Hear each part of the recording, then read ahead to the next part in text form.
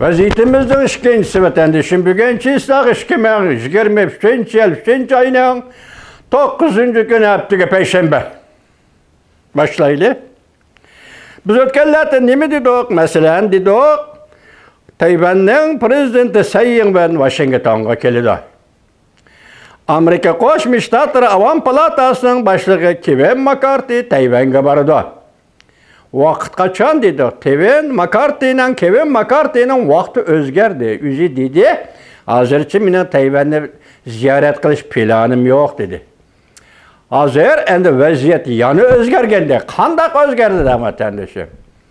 4-oyda Tayvanning prezidenti Tsai Ing-wen Latin Amerikasi davlatlariga qaratilgan ziyoratini yo'lga qo'yib, Amerikadan uçup ötüdü. Çokum ötüdü. Amerikadan uçup ötmese Latin Amerikası kildiğen başka hava yolu yok. Adette Latin Amerikasıga ötüdüğen Tayvan rehberleri Kaliforniya, New York. Muş iki şehir, iki ştattan ötüdü. Bu katım Prezident Tsai Ing-wen 4. ayda Janubi Amerikaga seyahatga chiqadigan bo'ldi. Ziyoratga chiqadigan bo'ldi, kechiringlar. Bu jarayonda o Kaliforniyaga tushdi. Ondan Amerika Qo'shma Shtatlari Avam Palatasi boshlig'i Kevin McCarthy Kaliforniyaga berib, prezident Tsai Ing-wen bilan ko'rishdi. Lekin xabarda dediki, men yana Tayvanni ziyorat qilish xiyolimda voz kechmayman dedi. Kevin McCarthy. Mayli bu payt qachon keldi, kelmaydi uni qo'yib turaylik. Asli qoida bo'yicha o'ylab ko'ring vatandoshim. Asli qoida bo'yicha bor kel tavug'im, bar tavug'im, yan tavug'im, yanmasang, kelmasa o'tirliqda sun tavug'im deydigan gap bor Uyg'urning. O'tgan yil 8-oyning 2-kuni sabiq Avam Palata boshlig'i Nancy Pelosi Tayvanni ziyorat qildi. Endi bu qatam navbat prezident Tsai Ing-wen kelgan bo'lsa, o'xshasha Tsai Ing-wen endi Amerikaga ziyorat qilish kerak. Shunaqa bir qoida bu shunday qiladi. Biraylan Tayvanga bordi, bir rahbar Amerika rahbari, endi Tayvanning rahbari Amerikaga kelish kerak. Biz boshda shunday so'zlab keldik. Prezident Tsai Ing-wen keldi deb. Lekin keladigan bo'ldi, 4-oyda Kaliforniyaga tushdi. Avam Palata boshlig'i Kevin McCarthy Kaliforniyaga berib ko'rishdi. Bu matbuot chiqib oldi, Amerika ovozi chiqib oldi, endi burunda yanmaydi. Endi bu yerda nima uchun Kevin McCarthy Tayvanga bormi dediyseniz, boshqa yuqoridagi qoida sizning oldingizga qo'ydi vatandoshim. Gap nimada? Gap shu yerdaki, Avam Palata boshlig'i Kevin McCarthy Kaliforniyaga berib ko'rishdi. Tsai Ing-wen Washingtonga kelmaydi. Shunday ma'no chiqadi-ku? Tsai Ing-wen prezident Washingtonga kelmaydi. Washingtondan o'tmaydi. Faqat Kaliforniyada Avam Palata boshlig'i Kevin McCarthy bilan ko'rishdi. Bu bir xil yo'l qo'yish.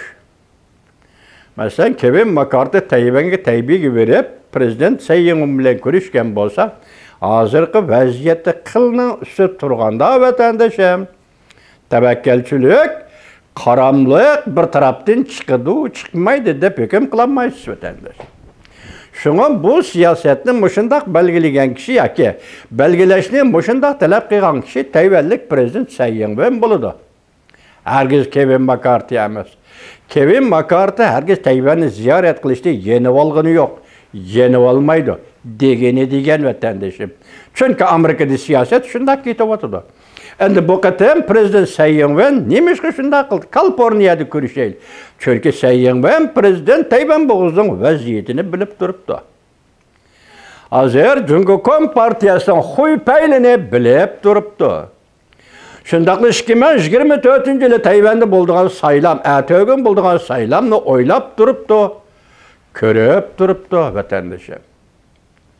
Hozir endi prezident Tsai Ing-wenning o'rniga Taybey şəhərə başlıq bolğan sabiq şəhər başlığı kim idi? Hazır ismini unuturum, keçiringlar. Şu sabiq şəhər başlığı Washington'u ziyaret qıldığan boldu.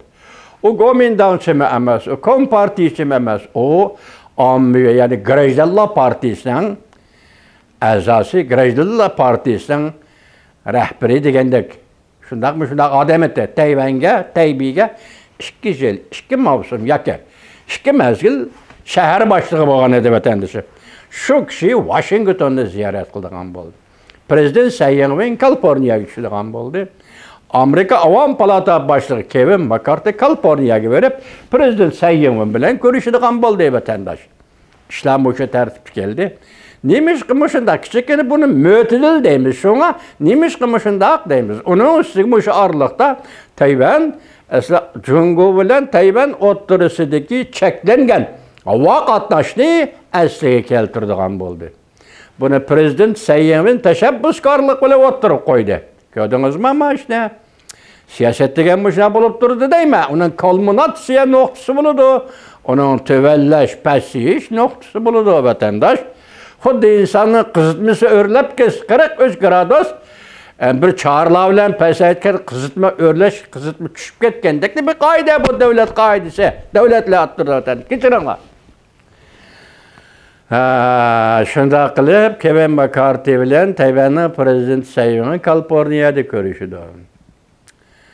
Endi buni qaysiga solishtiramiz? Başta nima dedik? Baş elçi tayinlendi ismi Şefing. Şefing'nin Jungo'ga Washington'a baş elçi bo'lib kelishini Amerika Qo'shma Shtatlar Davlat Mahkamasi qarshi oldi dedik. Hozir nihoyat jiddiy ishlaydigan bir kayfiyatni yumshatib, Avam Palata boshlig'i Kevin McCarthy Kaliforniya shtatida Latin Amerikasiga ziyoratga kelayotgan Tayvanning prezidenti Tsai Ing-wen bilan ko'rishdi dedik. Mushu orliqda biz bularni yumshash alomatlari desak bo'lamdi. Mo'tadillashga kayfiyat hozir mo'tadillish qarab ketyapti desak bo'lamdi. Lekin bugun yana bir parcha maqolada Jungo'ga nazar torbiti. Jungo'ga nazar torbiti nima debdi desangiz, 3-oyning 6-kuni Amerikaga qaratgan Rais Xi Jinpingning pozitsiyasi.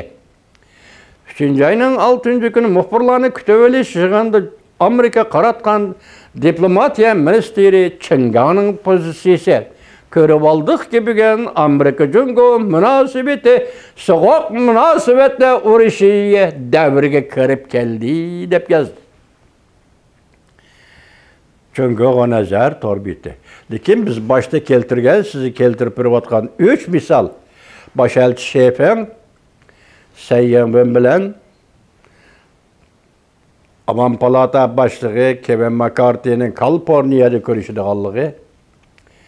Onundan keyin Prezident Tsai Ing-wenning Jungo Tayvan o'rtasidagi uzilib qolgan aviatsiya yo'llarini ochib etadiganligi, qatnashni yo'l qo'yishga ma'qul deganligi.